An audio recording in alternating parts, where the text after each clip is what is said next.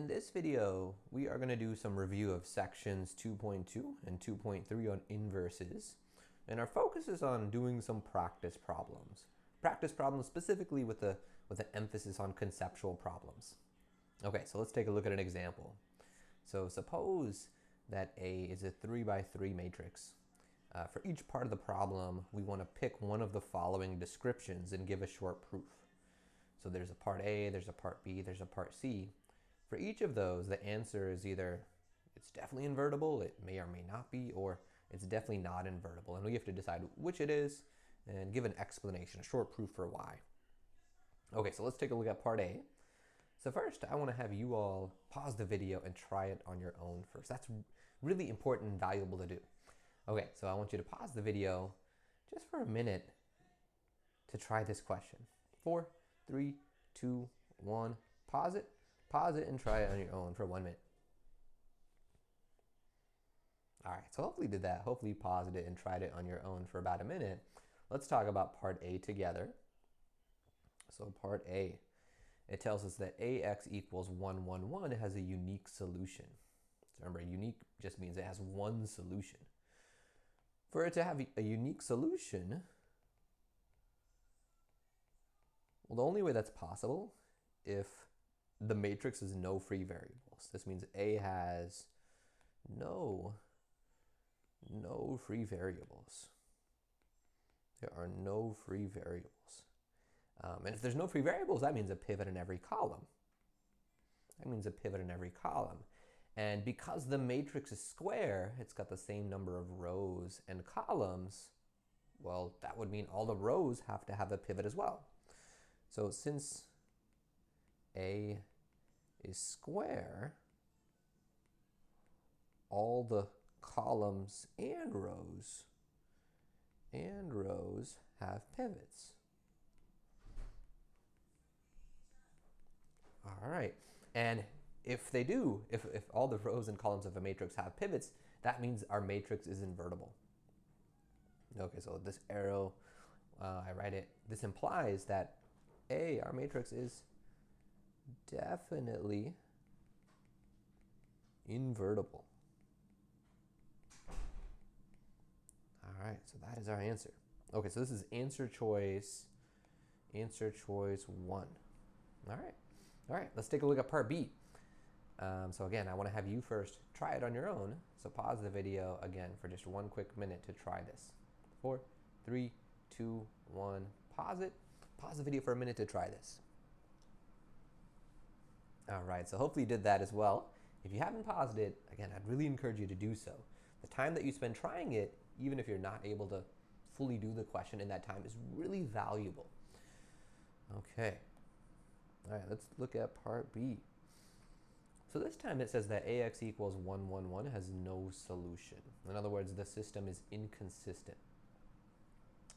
Well, if there's ever a vector over here for which AX equals that vector has no solution, well, that would mean that A can't have a pivot in every row. A can't have a pivot in every row. Because if it did have pivots in every row, then no matter what we picked for this vector, there would always be a solution. So I don't have a pivot in every row. Oh, so if I don't have a pivot in every row, well, that automatically means that my matrix is not invertible. I need to have a pivot in every row and column for it to be invertible. So if I don't have a pivot in every row, this means it is definitely not, let's put not invertible. Definitely not invertible. And that is answer choice 3. So that is answer choice 3. You know what, let me box that as well. Answer choice 3. This previous one was answer choice 1. All right, so we've got one more problem to try, part C. And I think this is the toughest out of the 3. So I want to give you more time to try this one. So pause this one, pause the video for about maybe 2 to 3 minutes to try this one. 4, 3, 2, 1, pause it. Pause this down for about 2 or 3 minutes.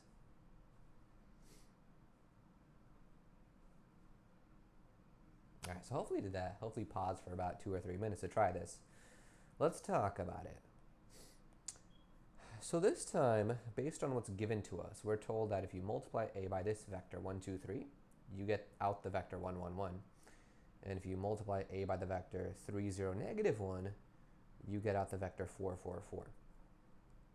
So at first glance, that doesn't seem to give us as much concrete information as the previous two parts. The previous two parts give us very concrete information about how many pivots there were. But there's a key thing I want to notice about these vectors. So I notice that the vector 4, 4, 4 that I'm getting is actually a multiple of this vector, 1, 1, 1. It's 4 times that vector. So I'm going to use that fact. If I take this equation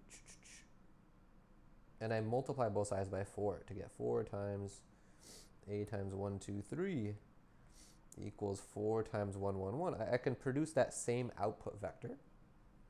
And on the left side, I'm allowed to move a constant inside the matrix multiplication.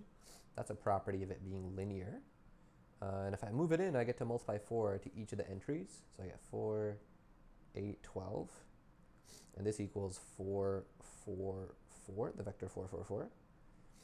But now, this is really great for us because what we have is there are 2 input vectors. This is one input vector.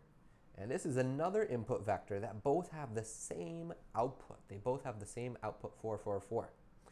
And if that happens, so we have 2 inputs with the same output. So that means this thing is not 1 to 1. So it's not, that is the definition of not being 1 to 1. That is not 1 to 1. Okay, and our transformation, for it to be invertible, it's got to be 1 to 1 and onto. So if it's not 1 to 1, that means it's not invertible. So it is definitely, this one was also definitely not invertible. Okay, that was answer choice 3. All right, let's box that. All right, awesome. Okay, let's tackle one more example. Okay, so this one is a proof question. Suppose A is 3 by 3, so it's square, and we're given that A multiplied by this matrix ends up being the 0 matrix. And we want to prove that A is not invertible using a proof by contradiction. Okay, we want to do this using a proof by contradiction. So before I pause it and have you try it, I want to help get us started just to review, well, what is a proof by contradiction? How does it work? How does it begin? Okay, so in a proof by contradiction, we begin by saying something like, for the sake of contradiction, that's just indicating that we're about to do a proof by contradiction. And we begin a proof by contradiction by assuming the opposite of what we want to show. So we're trying to prove that A is not invertible. So we're going to assume the opposite of that. So I'm going to assume, you know what, let me emphasize that word. We are assuming that A is invertible. I am going to assume that A is invertible. So one of the things that tells me is that, well, its inverse exists. A inverse exists, and I get to work with it if I'd like to. Okay. So my end goal now with the proof by contradiction is to somehow, using this, end up getting something that contradicts something that was given to me in the problem. And if I get a contradiction meaning something that's impossible, that would mean my assumption, this assumption right here, is wrong. And if that was wrong, well, that would mean that A isn't invertible, and that would complete the proof. Okay, so I want to give you an opportunity to try this. So pause the video again for about 2 to 3 minutes. That definitely may not be enough time to finish the question, but I mostly want you to be thinking about how would you begin? and be trying some things. It's totally fine not to know what to do right away, especially on these conceptual questions. These take time. 4, 3, 2, 1, pause it. Pause it for about 2 to 3 minutes to try this. All right. So hopefully you did that. Hopefully you paused the video to try it. Let's talk about it.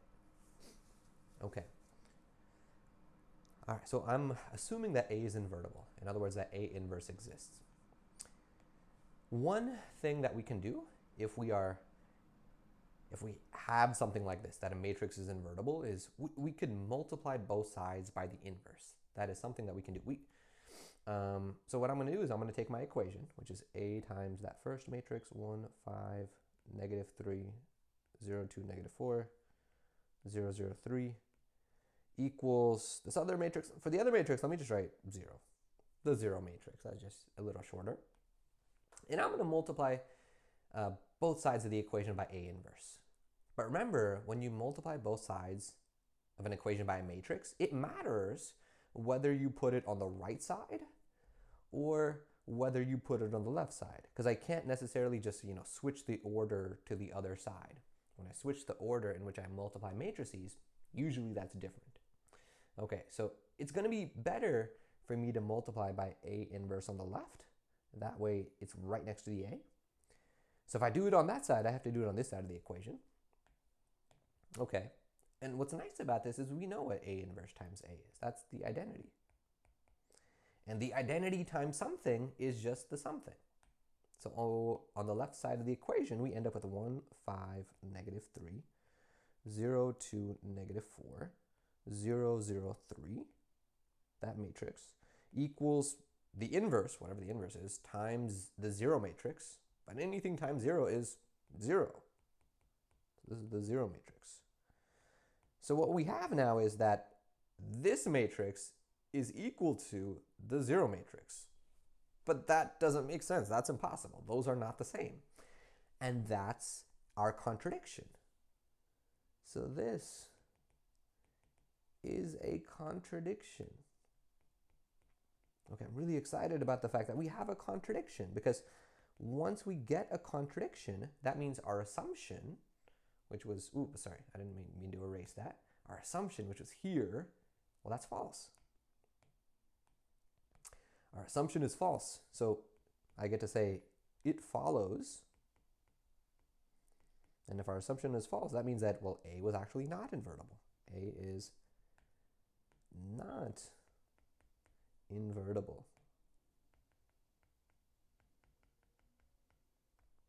Awesome. And that completes the proof. Awesome. And when I get done with the proof, I usually like to write a square and shade it in. That's just a symbol to indicate done with proof.